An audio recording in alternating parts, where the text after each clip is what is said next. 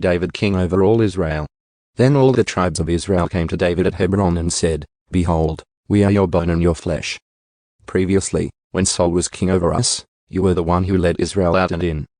And the Lord said to you, You will shepherd my people Israel, and you will be a leader over Israel.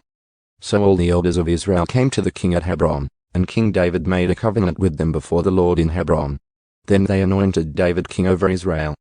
David was 30 years old when he became king, and he reigned for 40 years.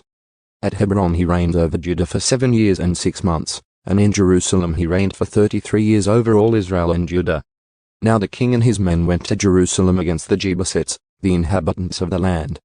And they said to David, You shall not come in here, but even those who are blind and those who limp will turn you away, thinking, David cannot enter here.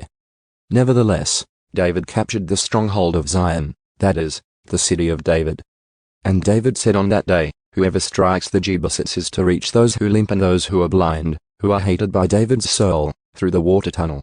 For that reason they say, People who are blind and people who limp shall not come into the house. So David lived in the stronghold, and called it the city of David. And David built all around from the Millo and inward.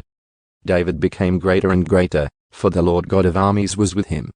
Then Hiram king of Tyre sent messengers to David with cedar trees, carpenters, and stonemasons. And they built a house for David. And David realized that the Lord had appointed him as king over Israel, and that he had exalted his kingdom for the sake of his people Israel. Meanwhile David took more concubines and wives from Jerusalem, after he came from Hebron. And more sons and daughters were born to David. Now these are the names of those who were born to him in Jerusalem: Shamu, Shabab, Nathan, Solomon, Ibar, Elishua, Nepheg, Japhiah, Elishama, Eliada, and Eliphelet. War with the Philistines. Now when the Philistines heard that they had anointed David king over Israel, all the Philistines went up to seek out David. And when David heard about it, he went down to the stronghold.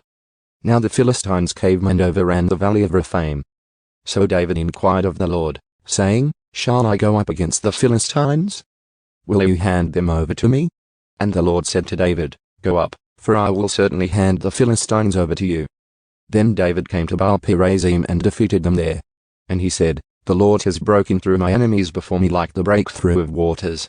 Therefore he named that place Baal-perazim. And the Philistines abandoned their idols there, so David and his men carried them away. Now the Philistines came up once again and overran the valley of Rephaim. So David inquired of the Lord, but he said, You shall not go directly up. Circle around behind them and come at them in front of the baker shrubs. And it shall be, when you hear the sound of marching in the tops of the baker shrubs, then you shall act promptly, for then the Lord will have gone out before you to strike the army of the Philistines. Then David did so, just as the Lord had commanded him. He struck and killed the Philistines from Geba as far as Gaza.